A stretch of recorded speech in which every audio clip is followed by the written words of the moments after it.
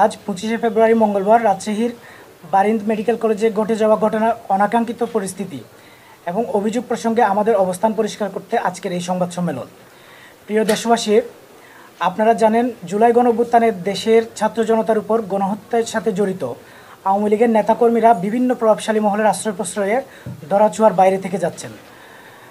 বেশ কয়েকদিন ধরে নগরীর পদ্মা আবাসিকে অবস্থিত বারিন্দ মেডিকেল কলেজ থেকে আমাদের কাছে বেশ কিছু অভিযোগ আসতে থাকে। সেখানে আওয়ামী লীগের সাবেক পররাষ্ট্রমন্ত্রী শাহরিয়ার আলমের বাবা, যিনি শাহরিয়ার আলমের অবর্তমানে প্রতিষ্ঠানটির চেয়ারম্যানের দায়িত্ব পালন করছেন, তার আশ্রয়ে বেশ কয়েকজন আওয়ামী লীগের নেতাকর্মী সেখানে কর্মরত রয়েছেন। চলমান অপারেশন ডেভিল হান্টে আইনশৃঙ্খলা রক্ষাকারী বাহিনীকে সহায়তা করতে আমরা সেখানে তথ্য সংগ্রহ করতে যাই। এই প্রক্রিয়ার অংশ হিসেবে প্রতিষ্ঠানটির সচিব ভারপ্রাপ্ত তাজুল ইসলাম রনির সাথে যোগাযোগ করে আমরা প্রতিষ্ঠানের প্রিন্সিপাল চেয়ারম্যানের সাথে আলোচনায় বসি। আলোচনার এক পর্যায়ে সেখানে কর্মরত বেশ কয়েকজন অফিস স্টাফ যারা আওয়ামী লীগের রাজনীতির সাথে জড়িত এবং স্থানীয় রাজনৈতিক নেতাকর্মীরা সেখানে ঢুকে পড়েন এবং আমাদের সাথে বাকবিতণ্ডা শুরু করেন। এর মধ্যে রুম এবং প্রতিষ্ঠানটির বাইরে মব তৈরি করে আমাদেরকে আটকে ফেলা হয়। এই পরিস্থিতিতে আমরা পুলিশ, সেনাবাহিনী এবং অন্যান্য আইনশৃঙ্খলা রক্ষাকারী বাহিনীর ভাইদের সহায়তায় সেখান থেকে বের হই।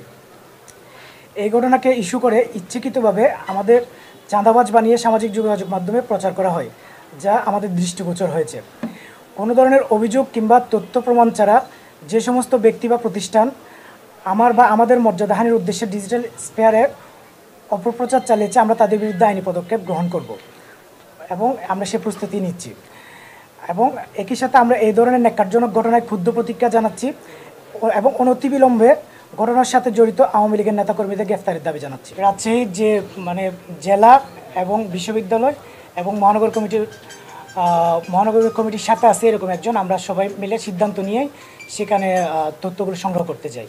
এবং আমাদের কাছে অভিযোগ ছিল যে ওই মেডিকেলে রোগী সাজিয়ে এবং অফিসার থেকে নিচের দিকে পোস্ট পর্যন্ত কর্মচারী সাজিয়ে বেশ কয়েকজনকে সেখানে আশ্রয় দেওয়া হচ্ছে এবং তাদেরকে সেখানে পুনর্বাসনের একটা চেষ্টা চলছিল।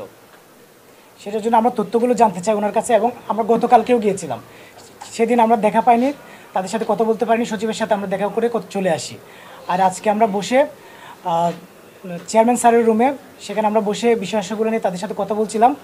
এর মধ্যে 30 থেকে 40 জন মতো বাইরে থেকে ঢুকে ভিতরে আমাদের সাথে শারীরিকভাবে আমাদেরকে লাঞ্ছিত করে এবং ধাক্কাধাক্কি করে। এই পরিস্থিতি থেকে পরে আমরা পুলিশ এবং আইনশৃঙ্খলা রক্ষাকারী বাহিনীকে অবহিত করি যে এখানে আমরা আটকা পড়েছি, আমাদেরকে যেন এখান থেকে নিরাপদে উদ্ধার করা হয়। সেখানে গিয়েছিল। হ্যাঁ, সেখান থেকে আমাদেরকে একটা নিরাপদ জায়গা নিয়ে যেয়ে পরে আমাদেরকে চন্দ্রিমা থানায় নিয়ে যায়, সেখান থেকে আমাদেরকে বাসায় পৌঁছে দেওয়া হয়। আপনি আপনার বক্তব্যে বলেছেন যে আপনি ডেভিল হান্ট অপারেশনের সহযোগিতা করার জন্য গিয়েছিলেন। তো অপারেশন ডেভিল হান্টের অংশ হিসেবে যে সে জায়গায় আইনশৃঙ্খলা রক্ষাকারী বাহিনীকে আওয়ামী লীগের নেতাকর্মীরা বা যারা গণহত্যায় জড়িত ছিল এই সমস্ত মানুষগুলো কোথায় কোথায় লুকিয়ে আছে এই তথ্যগুলো দিয়ে আমরা অপারেশনের শুরুর দিক থেকে সহায়তা করছিলাম। আচ্ছা, শেষ একটা প্রশ্ন আছে, আপনারা আইনি পদক্ষেপ নেওয়ার কথা বলছেন, অবশ্যই আমরা কখন নেবেন বা কার বিরুদ্ধে নেবেন? হ্যাঁ, এখানে দুটো বিষয় আছে। এক, যে মবটা ক্রিয়েট করে আমাদের উপর হামলা করা হয়েছে, আমাদেরকে আটকে রাখা হয়েছে, সেখানে বেশ কিছু আওয়ামী লীগের নেতাকর্মী ছিল এবং আমরা তাদের তথ্য সংগ্রহ করছি, আমরা রাতের মধ্যে মামলার প্রস্তুতি নিচ্ছি, 1 নম্বর। এবং 2 নম্বর বিষয় হচ্ছে যে সেখানে যে চাঁদাবাজির অভিযোগ তো দূরের কথা, চাঁদাবাজ বানিয়ে যেভাবে মর্যাদাহানির উদ্দেশ্যে যে পোস্টগুলো করা হয়েছে সামাজিক যোগাযোগ মাধ্যমে, সেখানে বেশিরভাগ ক্ষেত্রে বেশ কিছু ছদ্ম নামের যে আইডিগুলো বা ফেক অ্যাকাউন্ট থেকে এই পোস্টগুলো করা হয়েছে।